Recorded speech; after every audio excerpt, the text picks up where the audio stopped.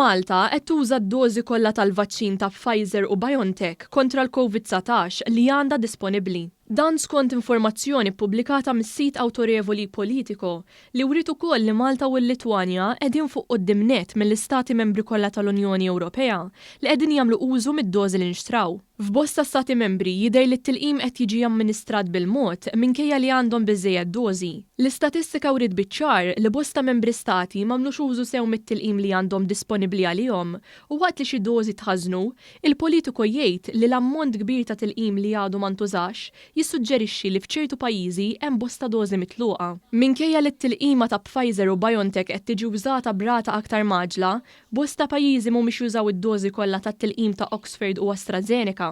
Informazzjoni riċenti turi wkoll li sas-7 ta' Marzu fil-Belġju, fl-Ungerija, fl-Olanda u fl-Slovenja inqas minn terz tad-dożi tal-AstraZeneca li nataw ġew amministrati liċ-ċittadini. Intant ma' Euronews, id-Deputat Prim Ministru u Ministru għas-Saħħa Chris Fearn stqar li x-xiri konġunt tat-tilqim kien ħafna aħjar minn dak li kienet jiġi propost, għaliex kieku pajjiżi Ewropew bħalissa qed jikkompetu għall-aċċess għall-vaċċin.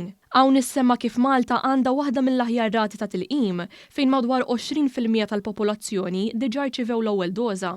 Euronews irrefera wkoll għal ħin qasir ta' stennija minn meta d-dożi tal-vaċċin jaslu f'pajjiżna u jibdew jingħataw liċ-ċittadini. Id-Deputat Prim Ministru sostna li l-Gvern kien iddeċieda li mhux biss jordna ammont ta' dożi li kellu bżonn il-pajjiż, iżda ordna wkoll dożi addizzjonali li kienu disponibbli mill-Kummissjoni Ewropea.